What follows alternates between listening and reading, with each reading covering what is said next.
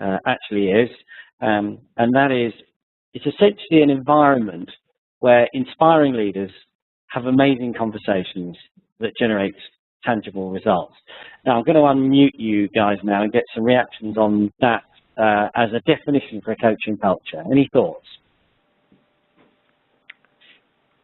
I was just going to add to that, Tim. Okay. Go on. Is that Rob? Yeah, I mean, I totally agree with it. I suppose I was just going to say inspiring leaders and managers. Yes, and that's a fair point, actually. I mean, in that definition, we imply managers as well. Okay. Can I come in there, Tim? Yes, Richard. I think managers, by definition, are leaders, and I think I agree with Tim on that, Rob. That by using the word leader, covers all. You are implying manager because a manager is a leader. Your point is right about being specific about it. Thank you. Alison, did you have something to say? I think I heard you come in there. No, I agree with what you've got on there. I think that's exactly what it should be doing. And also the other thing, if there's anything, it was about building relationships. Yeah, that's a very good point, actually. I think there's a big piece in here about communication. And I find that, I'm just writing down building relationships now, I like that. What I've found over the years is actually a coaching culture boils down to one single thing, one single criteria, and that is that the people in your organization have amazing conversations. So I'm just going to mute you guys again, otherwise the background noise gets too much to handle. People are joining us left, right and centre, which is exciting. Those of you that have just joined us, Charlotte, can you hear us?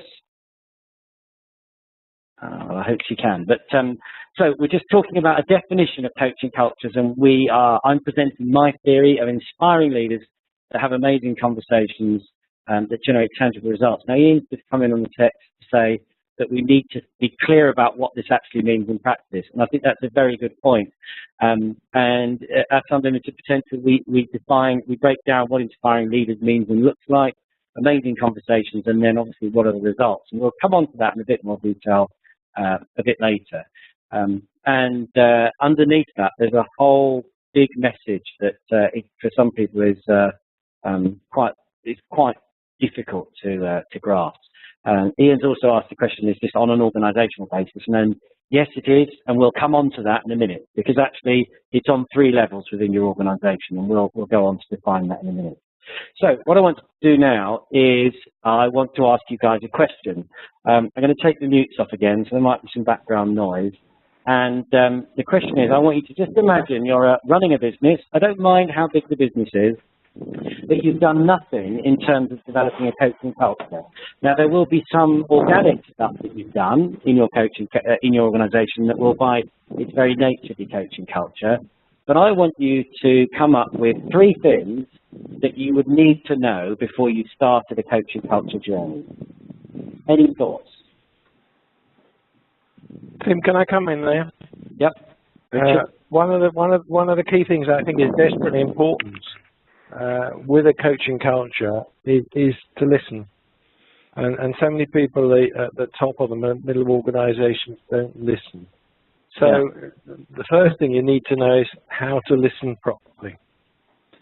Okay, and I think along with what we call amazing conversations, there's another piece in there. Conversations is not about communicating outwardly, but it's also about listening inwardly as well. So I think listening is, I mean, I use the phrase, listen as if your life depended upon it, generally in work that I do. So, listening is a key part of that. But what I want to do is come back to what are 3 things you think you would need to know to start a coaching culture? Now, I'm wondering, is the silence because we don't know, or is the silence because we're being polite? And those of you that are struggling to communicate vocally, there is a chat box system. If you send me a chat message, then I can get that out to everyone else. So if you're not able to communicate by voice. Yes? Tim, at the risk of going down a different route, I'd want to know this thing to start off with. I'd want to know what they're already doing that fits into their criteria of what a coaching culture is. Excellent. That's one of my 3. Well done. Anybody else? Okay, I would also say that it's about what do you hope to achieve through doing it. Excellent.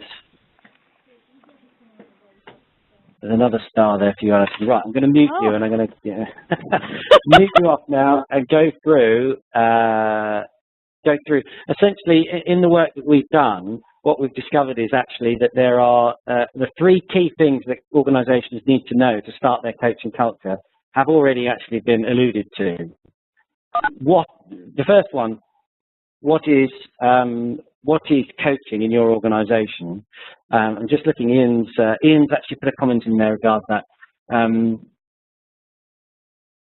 Okay, he's put three things down. Where the organisation currently is in respect to its culture, how receptive are people likely to respond? That is an excellent point, and we'll come back to that in the diagnostic later. And senior management support, very good point. Without that, your coaching culture will fail. And know your starting point. Now, this is really interesting because the 3 points that I'm going to put forward are based on our experiences and case studies that we've worked with clients. And actually, you, Ian, there defined, as well as what some of the other guys have said, actually defined very much these 3 points. So the first one is actually, what is coaching in your organisation? Is it mentoring? Is it directive conversation? Is it non-directive conversation? What actually is it? Come up with a combined definition that the whole organisation can understand and do it and do that straight away. The second one, and I think we've already alluded to this, is what does success look like? I think Alison said, what do you want to achieve? Well, actually, this is about measuring the success of a coaching culture. It's no good going through an initiative and not being able to set your measurement criteria at the beginning. And there are a number of things that could be. It normally is around your organisational KPIs. Otherwise, what's the point in doing it if it doesn't align with what the organisation is currently doing? So we would need to look at how does the organisation currently measure itself, and then put that into what success looks like. Rob's sending some fantastic texts through. I'm not sure they're making much sense, Rob, but I am getting them, just so that you know. And then finally, this is a key question, and I think somebody said that, what are we doing? Where are we now? And this is another key point, is where is the organisation right now? Because if we don't know where we are, we can't know where we're going, and we can't know what we're doing. So I'm going to bring you all back in again, and have we got any reflections on those three? Am I missing anything?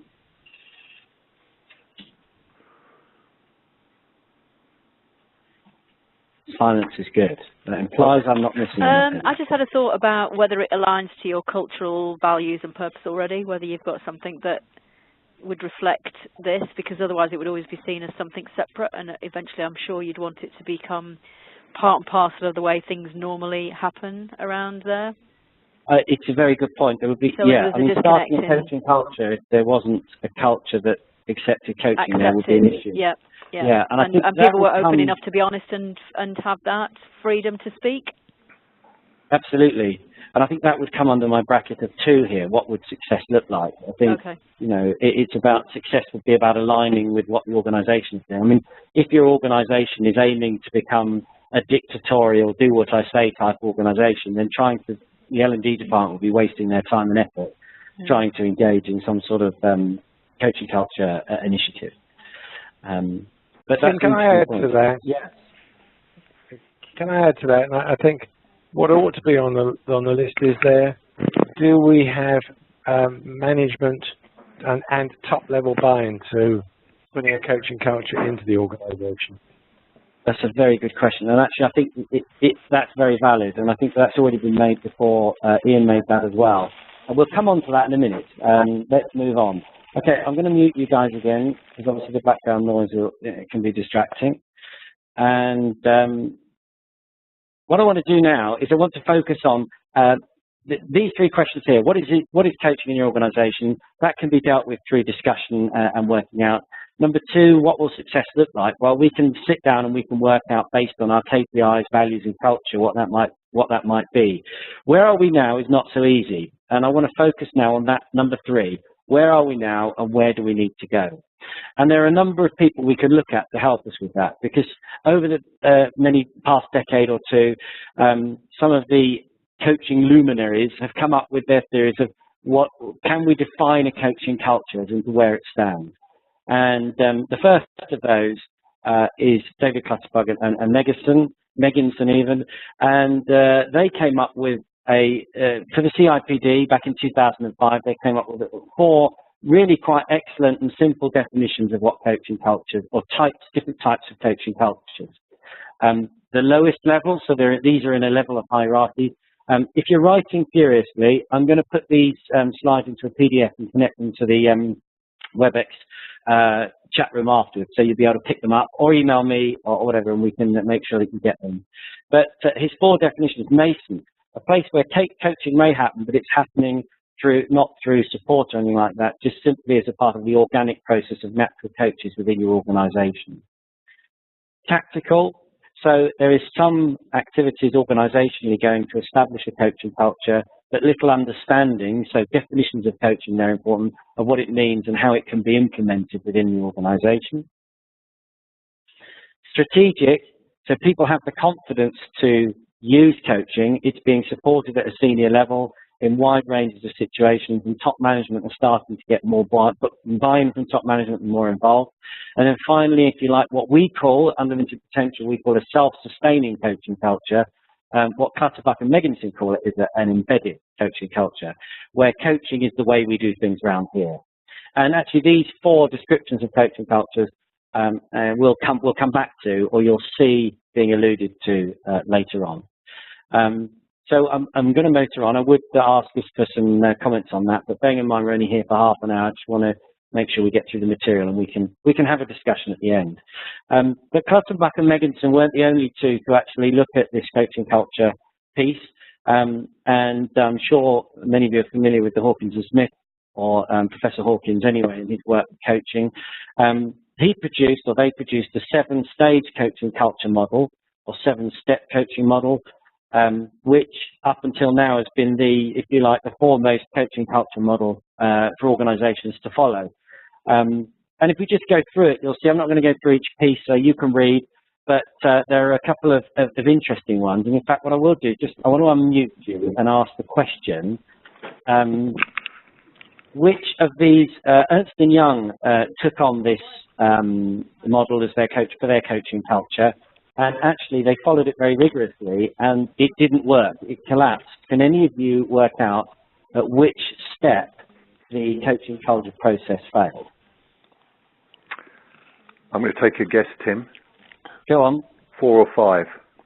Okay. Trudy's coming in with stage 3, actively supporting coaching behaviours. I've had coaching becomes for the norm for individuals and teams. Ian's saying stage 3 as well.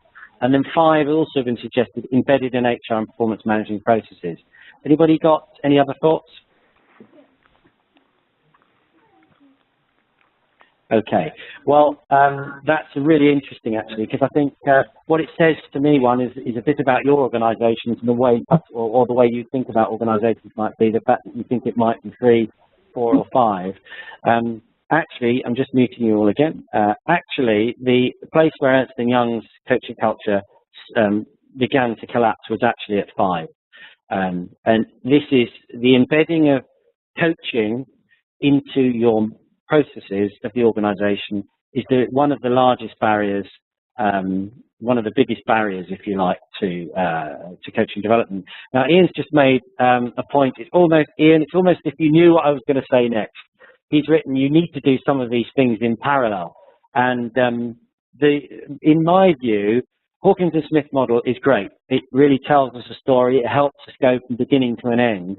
But in my view, it's linear. And the linear element of it, the fact that you have to go from 1 to 2 to 3 to 4 to 5 to 6 to 7, makes it prone to failure. And being Ernst & Young, of course, they weren't able to miss a step out and go on. They wanted to do them all in order. And Ian, thank you for that. You're right. They need to be done in parallel. They can't be worked together. So based on the knowledge of Clutterbuck, Megginson, Hawkins and Smith, and the research that we've done, but also working with clients, and 2 major case studies that we've delivered, one to the National Trust and one to a major retail store on Oxford Street, we have come up with our own coaching culture diagnostic. We call it Embark, and what I want to do is just introduce that to you now. mapping the word there at the top, this is an Embark map you see in front of you, and it's a 9-box matrix. We call the boxes dimensions, and I will call them from now on, I will call them dimensions. And we split the organization up into 3 maturity levels of coaching. So do they know about coaching? Are they doing coaching? And is coaching the way things we do around here? So being, is that the way things are happening? And then also down the side here, we have areas of your organization: the workforce, non-management staff, junior and middle managers, so aspiring managers, young managers, and then finally your strategic entity, your senior managers. So I would hope by now that you would understand or can see that if we break an organization down in this way, we create 9 dimensions, and within each of these dimensions, activities need to happen to generate a coaching culture. And Ian, you mentioned earlier on your text there, that on the chat, that this needs to be done on an organization basis. Well, the organization basis on this chart, that's actually this senior management piece here. It also needs to be done at middle management and team leader level, and also at non-management level as well. So we generated the Embark map, which is very exciting. The good thing about it is that being a map, you can take journeys on it. You can go this way. That annotation doesn't come out too well, does it? Or you can go this way, or you can go this way. It doesn't matter. The important thing is that you know the whole aspect of your coaching culture development, which pieces do you need to do and which pieces do you not need to do. And it makes sure that whilst you consciously have decided not to tackle a certain dimension, it means that you know it's there and that you're aware that without tackling it, you may not get a fulsome or what we call self-sustaining coaching culture. So hopefully that makes sense to you. I'm just looking at the time, so I'm going to run through to the next piece, and then I'm going to get you involved and we'll just discuss the results, etc. What we were able to do then, having understood our coaching culture map, at the moment it doesn't make much sense to us, but with a series of questions, in fact 27 questions, what we're able to do is populate the Embark diagnostic and turn it into something of real value. But I'm going to show you the answers to that in a minute, but before we do that, we need to understand behind each dimension what's going on. And each dimension has its own primary task, and they're coming up now, and I'll talk you through them very shortly. And behind those, there are a number of secondary tasks as well, which we're not going to go into detail now. So in here, we have essentially, just to go through them quickly, if your workforce, so this is your non-management staff, what do we need to do to help them know about coaching? Well, we need to provide them with resources. And to do that, that may be a number of things, and there are a number of ways in which your organization see themselves doing that. How do we get our workforce to do more coaching? Well, in order to do that, we need to improve workforce coachability. Probably one of the most overlooked elements of developing a coaching culture. And again, there's more in there that we can talk about in more detail on another discussion or webinar if you want to. Finally, if you want your workforce to be coaches, is the way they do things around here, then they need to want to become a coach. So they go from coach to coach, they transfer from being the listener to being the giver of the coaching services. Moving up to the junior middle management level, in order to get your middle managers, your HR people, LD people to know about coaching, you need to build coaching skills. That's coach training, simple as that. Most of your organizations will have done that. We need to create internal coach pools.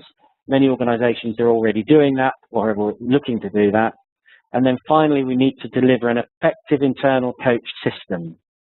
Again, a lot of coaching cultures fail. You've trained your internal teams, you've got your internal coach groups going, and then the system fails because the coaches aren't allowed to operate within the business because their manager tells them they need to spend time with themselves. And then finally, at the strategic level, how do we get our senior management to know more about coaching? Well, we provide them with external coaching support. By far the most effective way at this level of getting those individuals to understand the benefits of coaching whilst actually developing themselves. If they become experts in understanding of coaching, then they will become an advocate for the organization for coaching. And this is where this is the point here about our senior level support. How do we get, if this box here is not supported, the rest will fail. And then finally, the self-sustaining coaching culture. This is the be all and end all of coaching results. If you get a good result here, then you're achieving good things. So, as I said, these are the top level tasks for each of these dimensions. Behind them, there are secondary tasks, and there's much more information about that.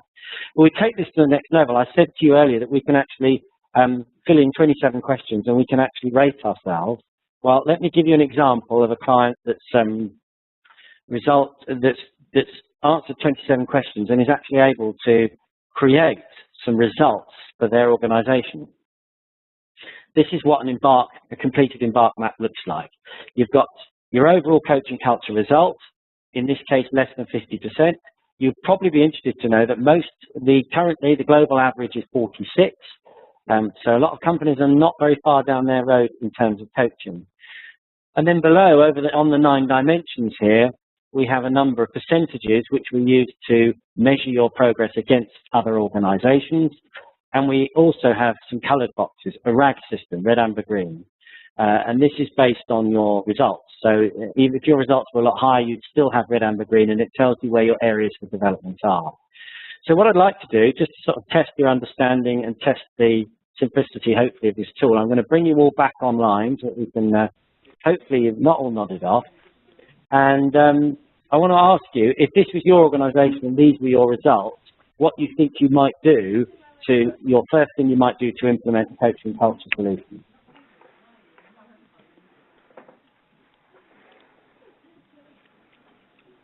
Would anyone like to start? Tim, I'd like to start with a question. Yes, of course. When you say improve workforce coachability, can you just give me a really short definition of what you mean by that? Yes, I think essentially an organisation where you've got brilliant coaches, or if let's say you have an organisation where all your managers were excellent coaches, and they went out to deliver coaching into the organisation, but they found a non-receptive workforce going, "Don't talk to me in that emotional claptrap" sort of thing, then we've got a failed coaching culture. And what we actually want is people who are receptive and understand what coaching actually is. And an interesting point here with this, I think it's Rob I'm talking to. Yep. An interesting point with this is that on we run a global average score, so we take all the results from organisations that have already done this assessment, and the individual doing, the green box on this map here, is always the highest number. And what it tells us is we've got workforces out there who are ready for coaching, but a management population that isn't. And the question is, what changes between being a worker and being a manager that stops the whole coaching process from happening? And we're doing some research on that at the moment. It's a really interesting area. We've had a few people on the chat. Ian said create the internal group. So the question was, what would you do if this was your organisation? And yes, clearly the first place to look is create your internal coach group. Trudy, also, you said build on the internal coach group would be the first area to start. You're right, that would be the first focal point. I would firstly question where are your internal coaches currently at?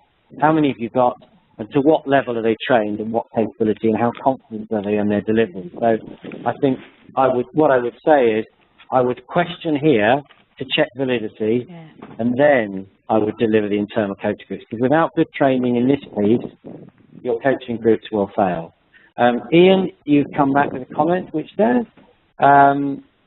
yes, exactly. He's saying do more work in the yellow areas or the amber areas to directly affect the others. Alison, can I hear you? No, I was just thinking, I was eating as well, sorry. Okay, fine. You're allowed to eat on WebEx, isn't it? I think that the foundation is not solid enough, so I was just wondering whether there's a bit of senior management involvement as well that might need to be strengthened. Yes, I agree. I mean, you've only got one green box, which, is unusual. And I think there are areas where you would need to, yes, create internal coach groups clearly stands out as being an area for significant growth. But in parallel with that, I would be looking at this piece as well. More advocates, and yeah, saying, that's what I thought. Yeah, do we have that? Do we have these advocates? Because without advocates, coaching cultures will fail. And if we don't have advocates, do we need to use this to get our advocates to this stage? And often I'll find organisations saying, but our senior team, they already have coaching. At that point, we determine that the coaching is not doing its job. And we would then need to say, well, how is the coaching assessed? what's the success criteria for your external coaching, and all those sorts of things. So it raises a whole load of questions that help you move it forward. Another thing that this map brings up is this whole piece here. The company, the organisation, this fictitious organisation doesn't actually know what coaching is. And if you were to audit this organisation, you would find that there was a whole mishmash of, I would imagine, the definitions of what coaching actually is. So I realise I'm 4 minutes over time. So what I'd like to do is I'm just going to go to my final slide. I'll leave the mics open, and just to sort of say what your next steps are if you found this of interest. There are some things you can do. And if you want to stay on and have a chat with me, you can, or if not, then you can obviously go back, because I'm aware I'm in your lunch time, and that can be a sacrosanct time. So have a go at the Embark model yourself. It's online, it's free. You can do it. One person can fill it in, get a result. And Rob, you say you're an independent user. Well, have a go imagining you were a certain type of company or a client that you might be working with. It'd be interesting to see the results and talk it through with you. So if you're in Rob's situation, then have a go anyway, just to see how you feel the results. If you've already done the Embark model, we ask people to get others in the business to have a go. If you've got more than 4 results on the Embark, it becomes significantly more accurate, particularly if they're done at the strategic level. So have another go. It says free in January there. We're actually going to start charging for additional reports sometime towards the end of February. So if you want to get that done now, that might be a good idea. And then something that companies that really feel they want to move to the next level, trying to understand where their coaching culture is right now, would get an external audit. You can have a 3-day internal audit where we come in and independently assess the organisation. You can do a culture survey with your whole organisation and generate, let's say you've got 1,200 people in your organisation, we can do a survey and actually generate a single Embark map that is a result of your coaching culture survey, and then there's a whole report behind that. Or obviously just give me a call and let's talk it through, because this is my passion. I love talking about coaching culture. So if you want to talk through it a bit more, then just give me a call. Okay, that's it. The webinar is now finished. It's 1:36. I'm aware I've run over a little bit on time. If you want to stay and ask some questions, please do. If you dip out at this point, I totally understand. I'll put the slides for you onto the WebEx system for you to pull off. If you struggle with that, just drop me an email and I'll send them through to you. So thank you very much for listening, and has anybody got any questions? Tim, I've got one question about the previous slide. Yes. I don't know if you can. Thank you. I mean, perhaps it's just the way that I work. In parallel to everything you said about this case, I'm just wondering if, because when I do a lot of coaching interventions, I always talk about green, amber, and red, and how much easier it is working with greens, because it's already working. So I'm just wondering whether you can go into the 55.46 green % and extract success stories that will in itself promote advocates for coaching. That by going in and finding out more about that in itself could have a sort of systemic effect on some other bits. I think that's a very astute observation, and actually, I think what you're saying here is that the energy for coaching is in this spot. We can see where it is in the organisation, and interestingly enough, this is the big part of the organisation where all the individuals are. What this tells us is that we think there are pockets of excellence already existing in the company. Why would we not harness that? And part of that process would be, if we were to come and support you in that, would be to say, look, we need to identify in your organisation where the coaches are, where good coaching practice is taking place, what does it look like? Because obviously it works. What does it look like? Who are the people delivering it? Identify them, capture them, and capture that that whole feeling. And action learning sets and focus groups and things like that would certainly be a part that you could use in this organisation. I agree. And what's interesting is, Rob, that let's imagine you're the head of L&D for this organisation. You've immediately looked at this and translated it in a different way to the way I presented it, in a different way to the way Ian's seen it, in a different way to the way Alison's seen it. And to me, that fits very comfortably with a coaching ethos, which is why we've done it. Right. The whole idea of it being a map where you can take any journey you like. You can run in parallel. You can do two at once. You can ignore some. And from your point of view, the green box there, that's your focal point for starting, and that would work. Yeah. Some others, it would be, let's get the internal coach groups going. And for others, it might be, thanks very much, Ian, and give us a call if there's anything you want to talk through. That's Ian just signing off. And in the knowing piece, for instance, I think there's a big issue there about the fact that there's a full amber column there. Yeah. There's a point there. And what we would do is we'd sit down as a team and we'd say, right, where do we want to start? And from this, we would be able to put forward a recommendation of a 3-year plan for a coaching culture development program. Thank you. So, yeah, I hope that answers the question. And you're right, you've picked out the green. This could be a good place to start for us. And it may or may not be. You might find as an organisation, actually, that doesn't work for us. The real issue here is in our senior team. We need to put the effort there. Yeah. So it all depends on your organisation and your culture. We can't shoehorn this tool into your company. We can mould it around your business and make it work. And that's it gives you choices, though. That's the beauty of it, isn't it? It gives you loads of choices. It does, yes. And organisations really reflect well. I mean, Alison, you've done one of these, haven't you? And you found that useful. I can't remember the scores, though. I'll have to look it up. I can get it on the screen. I think I probably hurriedly moved on, I think, was the answer to the question.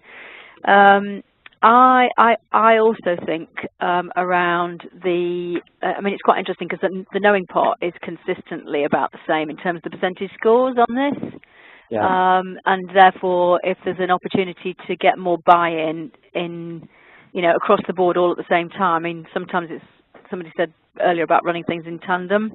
I wonder whether there's an opportunity to even go back over some of that and invite people to seed other people's interest. Yeah. And do, a shortened version or something else that then just builds, because that's not, you've got some awareness and some knowing, but not necessarily enough to sustain what's visible to the rest of the business. Yeah, absolutely. And I think, I always say to organisations, if you're going to launch a coaching culture program, don't do it with a big fanfare to start with. What you need to do is, you can't launch a coaching culture program until you've done this. Yeah. And it might be 6 months, a year down the line. But once this highlighted area here is in a strong place, that's the time to launch it, because the doing part becomes more of a practical thing that people can see and experience, and they see it happening. The knowing part's a little bit more subtle. But I agree. I think this organisation would need to, there's a number of things they would need to consider. I think developing the knowing element, understanding what coaching is for a start would be step one. And then knowing how to implement that at the different levels would be the next step. So it does give you lots of thoughts. I'll send you through your map again, Alison. You can have a look at it. Yeah, please. That'll be my pleasure. It's been a while. Okay. And anything else? I think the only other thing that's in the back of my mind, and it's still probably the one I've struggled with, is the not because I don't think it's valid, but actually it's just how to plug it together as the business case for it, which makes it more compelling. Because the danger is that you see this as the HR new broom type of thing, as opposed to it driving a different behaviour and therefore different results.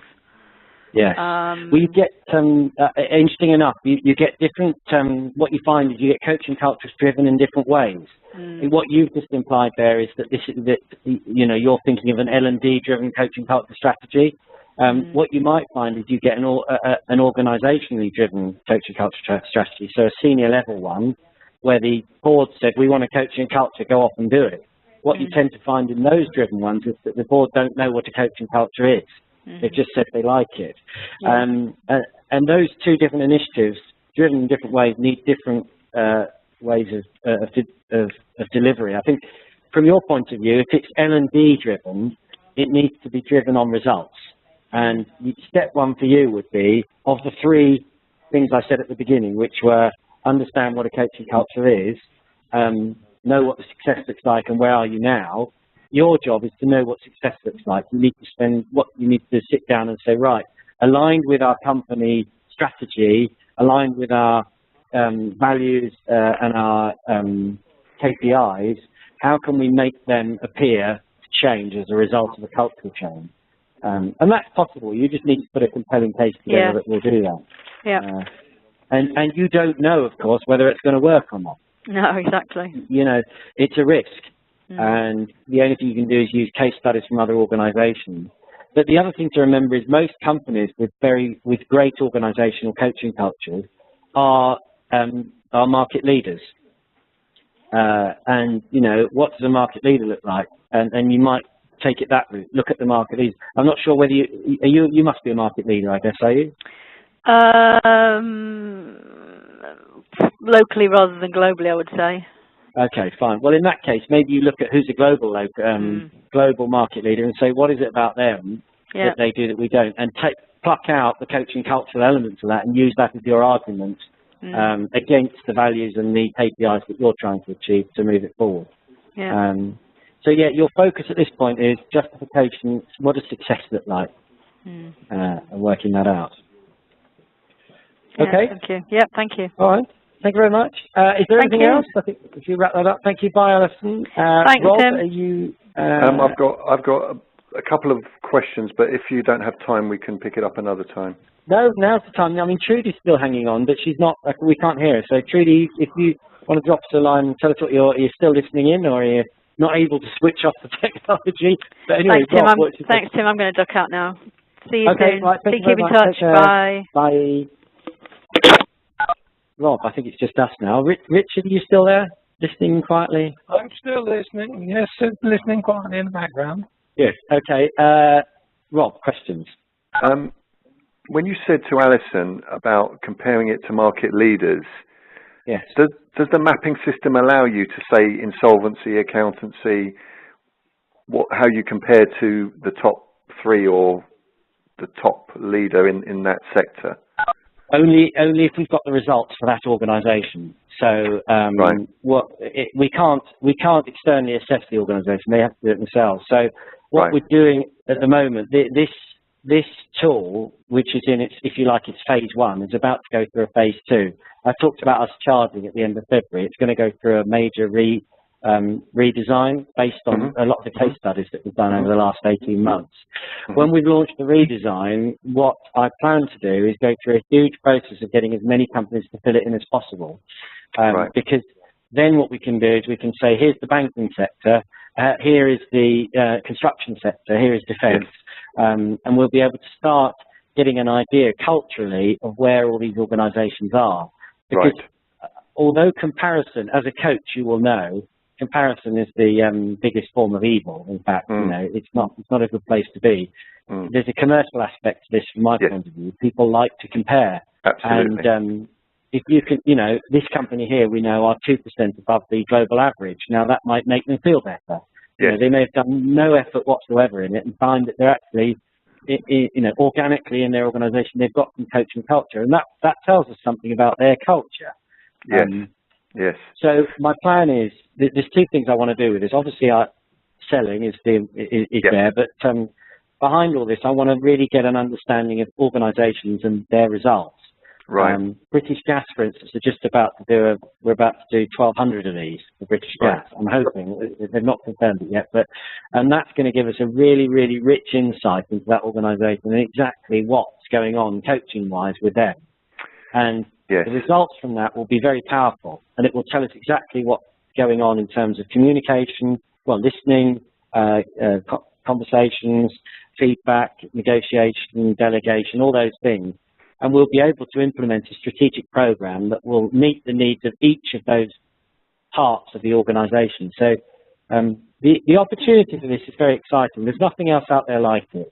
And I think, you know, if we can get it to really work, and it is picking up, then organisations will really roll with it. Okay. The other question I've got is to do with the word coaching itself. And it may be just symptomatic that it's just happened to me. But I just did a really large piece of work on my own, which was pretty scary because I was doing everything. And it was to a FTSE 100 company. And there was a real problem using the word coaching at the start. Because they spent a lot of money for coaching not to work. So they didn't want it to be called coaching. And then about halfway through, it seemed to be okay to call it coaching because it was working. I then got some feedback yesterday because the program, as far as I was concerned, was coaching to improve performance and engagement. Yeah. So it wasn't coaching for the sake of coaching, it was coaching with a purpose. And one of those was to raise the levels of engagement in the business. Yeah. My question is, as soon as I label or seem to label something as coaching, it sometimes doesn't seem to be as value added or as recognized as, say, performance or engagement. And I don't know if it's just linguistic or whether it's just, you know, the situations I've been in, but I actually sometimes find that the term coaching is misunderstood so much that it seems to create problems in itself. But I'm just curious whether you find that that's, you know, maybe that was just a one-off for me. I don't know. No. Can I go on? I was going to say, Tim will understand this. I mean, when we started our business, we deliberately didn't use the word coaching, Rob, because for exactly the same reasons as you had just suggested. And we found after a relatively short time that once we did drop the word coaching, people understood much more what it was and were much more receptive to it. So we now use it on a regular basis. So I wouldn't necessarily agree in our case, certainly in our experience, that there is a lot of misunderstanding about the word coaching. Right. Well, just for info, Richard is our CEO, so just so that you know what the relationship there is. Okay. Actually, yes. As Richard said, we stopped using the word coaching for about a year for that very reason, and then we were brave and we came back to it. Right. It's not as, I mean, yesterday I was at a CIPD event about mindfulness. Yes. And I mean, I think mindfulness is not for me. I will say it's not, and I don't think it's for business either. But people are raving about it and buying it, and but for me, it doesn't sit comfortably with me and corporate business. And there's mindfulness coaches out there now. They're very much so. Yes. Somebody's just joined us, which is interesting. So my view is on that. I'm still battling with the same issue that you are. You go and speak to companies about coaching, and what you find is that you get some receive it really well and others that don't. But there is no replacement. Well, at the risk of just stirring the pot, I've replaced it sometimes with the word extraordinary or performance conversations. Yeah. Or I think you said amazing conversations at the start. Yeah. And personally, I found that to have more appeal than coaching, but maybe it's because I've been looking to brand myself as a one-man band, and so that gives me a little bit of an edge. I think it all depends on the company, the client you're working with. You know, there are some clients that will spend hundreds of thousands of pounds on coaching, and I haven't found them yet, though. At all. They do exist. They do exist. But I think I think you've got to be brave about the word coaching, because if you're changing the name, it puts a doubt in your mind as to what you're doing. Yes. And there isn't a replacement for it, so be bold, but be clear about the benefits. Well, I've been calling it non-traditional coaching. I like that, yes. That or radical coaching. Or radical coaching. Extreme coaching, maybe. I think the word performance definitely works. I mean, engagement, people are buying at the moment. Trust is a big one. Everyone's buying trust at the moment. Right. So trust, engagement, resilience, and mindfulness. You know, pop them in your conversations as part of your coaching piece, and you're going to get some sort of buy-in. Yes. But trust and engagement are huge. They were last year, and I think we'll see more trust and engagement this year. Great. As you know, both trust and engagement fail as a result of poor conversations. Yes. So trust and conversations are both about poor conversations, and poor conversations are about what's going on in your head. So, you actually, at the end of the day, and in fact, I've got a slide here. Where have I got it? I was going to do a slide, but I took it off, of the list of all the things that people are calling coaching nowadays. Right. Mentoring, and in fact, you name it. Yeah, well, I mean, it's quite incredible. Let me see if I can dig that up. Now, Simon's joined us at the end of the webinar. Simon, can you hear us? If so, we just come to the end of the webinar, so I hope you haven't missed it. What was I looking up? You were looking at an additional... You were looking at a list of what people call coaching. No, that's not going to work. Tim, can you hear me? Yeah, Simon. Hi, yeah, I had problems trying to connect first time around, so it's just by hook or by crook that I've managed to see this. I have sent you an email, so by hook or by crook, the magic has worked. So my apologies for coming at 13:54, and it's really good to see that this is still continuing. So I do apologise, Tim. That's okay, no problem, Simon. Well, I mean, the workshop is recorded and is still recording. So yeah. When we come off at some point, you'll be able to actually watch it. Sure. And it'd be interesting to get your views. We were just talking about, I've got Rob with us, who's starting. Richard is with us, he's our CEO as well. Okay, all right. And we were just talking about, and you might, Simon, as somebody in the L&D community who buys such things and has bought stuff in the past, the question of the word coaching and why people don't buy it, and why people are buying mindfulness, trust, engagement, resilience, and I can't remember the other one, but well, I've got them all on the screen here. All these great words. Yeah. I think coaching, is it about people's capability? I think coaching is the right word because you can use all of that, but I can't see why people won't want to buy into the word coaching. It just seems unnatural. Yeah, I agree with you, but I think you're quite open-minded actually in terms of an L&D professional, and some organisations that are very large, they need something to back it up. You know, they won't take a punt on a coaching program if we can't prove or see any results. And I guess it's about results, isn't it? It is about results, but I also think in whatever journey the coaching takes is think of the end in mind. Keep the end in mind. What does that look like after a 6-week, or not 6-week, a 6-month, a 9-month, 12-month coaching intervention for that person? Is the coaching focusing on skills, attitude, and behaviour? In which case, if it's attitude and behaviours, then I think coaching plays a part. Skills,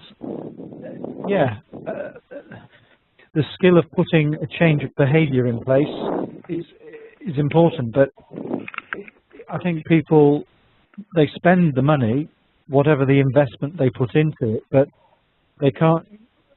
I think sometimes from an L&D practice, you can't see that return on investment. Is it going to make a difference? I think you have to allow time for the effectiveness to be embedded into that person. As long as that person is willing to make that change and that transition in terms of what it might be.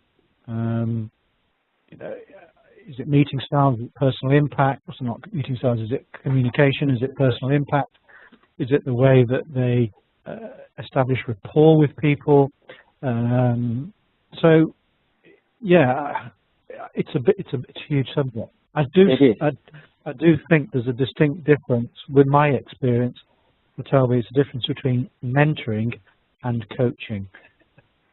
I wasn't going to raise that, Simon, because that opens a whole different can of worms.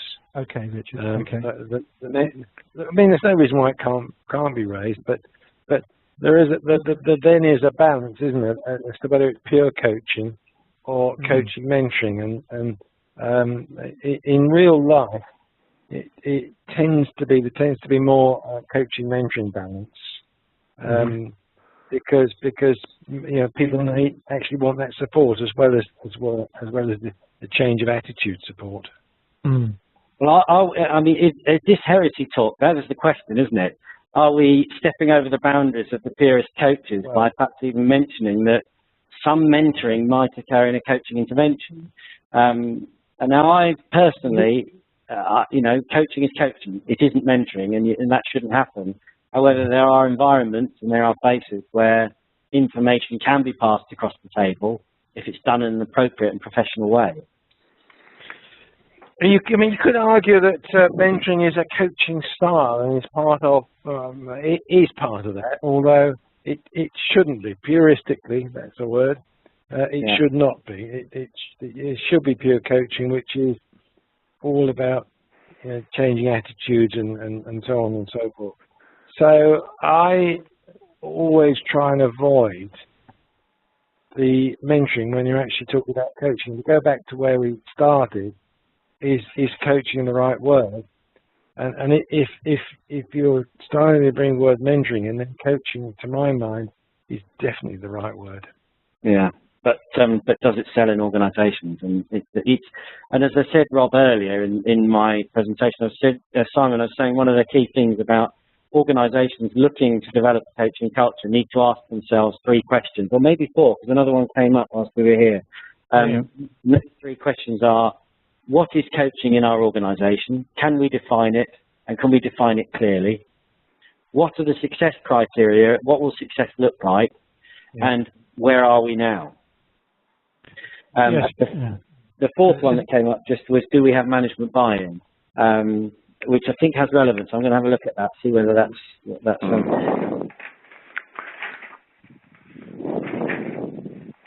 Simon, were you going to say something then? No, I was just listening to those points as well, and just listening to what Rob was saying in terms of mentoring. To me, I think it has a place. To me, as an L&D, it wasn't. I think it was Richard. Actually, it wasn't me talking about mentoring. So, if Richard's talking about mentoring, I think it has. They both have a place to play, but I think it's very much on the application to the individual and the organisation, how they see it. I think another important element that sits in both camps for me is, and I'm doing my own research, is around capability at work. Where does capability at work sit in mentoring field or coaching? And looking at some components in terms of skills, knowledge, mindset, psychology of it, and also the environment. Interesting. Does capacity come into capability? Is that my understanding? I think people have the capacity in terms of have they got it? Capacity. It's what, to me, if I look at capacity, have they got it in their kind of DNA or their tank to actually do it? To me, it's more about capability. I'm looking at capability and getting people ready at the point of work that they are capable of actually doing the tasks at hand. A situation where I've asked the business is, a managing director or director will say, I'm going to give you a team to work in the business, and I'll give you 2 choices of a team. Team 1 is well educated, the members have lots of training courses and they know lots of stuff, but team 2 is capable of doing the work that needs to be done in your business. Which team would you choose for your business? So, and it's slightly off track in terms of coaching and that, but I do think the terminology of capability rests in both camps, but that's something that it particularly resonates with me in terms of capability of people. Yeah. Simon, isn't capability task based and well, it can capacity attitude based? Yes, I think, but is also with capability people having the mindset. Yes, I think we're probably here into the definition of the word. Yeah. It's all a matter of having the right mindset. Absolutely, and then you can be as capable as you like and not have the right mindset. So by definition, you are not capable if you've got the wrong mindset. So it's perhaps we go into the definition of the word, maybe touch deeply. what this does say is, though, that we started off with, is coaching something that sells, you know, that we struggle to sell as a word, and now we've come up with some new words: capability, capacity, mindset, which are not on the screen at the moment, but all coaching related. Actually, capability is, as you say, it's not just skills and knowledge. It's very much an attitudinal piece as well. But it all comes down to coaching attitudes at the end of the day. All of this comes down to coaching attitudes.